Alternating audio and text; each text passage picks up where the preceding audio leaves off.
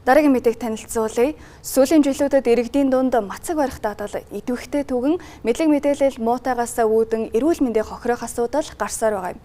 Төрөх хугацаанд хоолноос татгалзах энэхүү арга нь зөвхөн жингийн өөрчлөлт биш, бие организмын сэргэлт, бодисын солилцооны шинжилэлд чухал нөлөөтэй гэж мэргэжилтнүүд хэлж байна. Мөн эмэгтэйчүүд зөвхөн жингээ хасахын тулд хэрэглэх тохиромжтой арга биш гэдгийг эмч нар сануулж байгаа юм а. Мацгийг буруу барьснаар хоол боловсруулах эрхтэмд сөрөг нөлөө үзүүлж олон төрлийн өвчлөлийн эхлэлийг бүрдүүлдэг юм байна.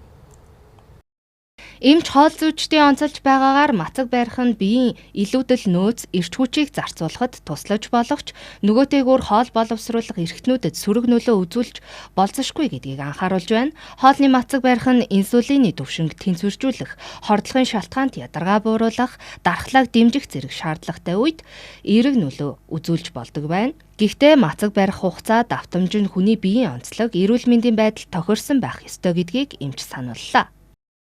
Яаж барих вэ? Ямар хүн барьдаг вэ гэхээр яг нэг уламжлал анханд хийшар бадган гэдэг байгаа шүү дээ. Халуун хүүтэй өвчин гэж байгаа. За халуун өвчин буюу одоо халдварт халуун, хичгийн халуун, тархсан халуун, эсвэл халуун дангаараа байгаа өвчнүүдийн үед мацаг барьж болно. За мөн одоо нөгөө хоолны хордлогонд орсон эсвэл ходоодны галын элч хит буурсан, хит нөгөө бадган их аривцсан хүмүүс ч юм уу тий. Яг эмчилгээний журмаар буюу одоо эмчийн зөвлөгөөгөөр мацгийг барьдаг гэсэн үг.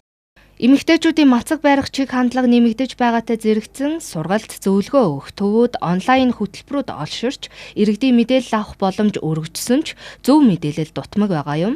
Хамгийн түгээмэл хэрэглэгдэж байгаа 16/8 буюу 16 цагийн мацаг, 8 цагийн хоолтын хуваар нь өдөр тутмын амьдралд хамгийн тохиромжтой юм а. Хагас мацгийн хувьд болохоор яг одоо идж байгаа хоолныхаа хэмжээг маш сайн тохируулна гэсэн үг. Ерөөдөө одоо өдөрт хэр их хоол идэх юм тий. Одоо хүний ходоодны хэмжээ ямар байдаг тэрнээс хамаарат одоо хоолндоо идэх гэсэн үг. Одоо жишээ нь одоо хүний ходоодны хэмжээ хоолныг одоо 2 гарын алга нийлсэн хэмжээтэй юм байх ёстой шүү дээ. Энэний талд нь буюу хоолнд орох ёстой. Яг энэ хэмжээгээ барих юм бол одоо мацгийн бас нэг төрөл болоо явчихж байна гэсэн үг. За одоо эмэгтэйчүүдийн хувьд болохоор юу байдаг л да. Одоо удаан хугацаанд мацаг барьсан тий хэдэн сар барьсан. Одоо энэ би бараг жилийн турш ингэж мацаг барьж ин 7 хоногт нэг удаа барьдаг ч юм уу тийм хүмүүс аяг хэрдэг. Энэ хүмүүсийн хувьд болохоор одоо сарын тэмдэгтэр шууд өөрчлөлт гарч эхэлдэг. Сарын тэмдэг алдагдах тий одоо хугацаанд ирэхгүй байх өвдөлттэй ирэх гэдэг ч юм уу. Мацгийг зөвхөн жин хасах зорилгоор биш, биеийн зохистой хэмнэлийг хэвийн болгох, амьдралын чанарыг сайжруулах арга гэж ойлгох нь зөв юм. Хит хурдан үр дүн хөөцөлдөх, өөрт тохироогүй хатууд иглэн барих нь эрсдэл дагуулж болзошгүйг мөн сануулж байна.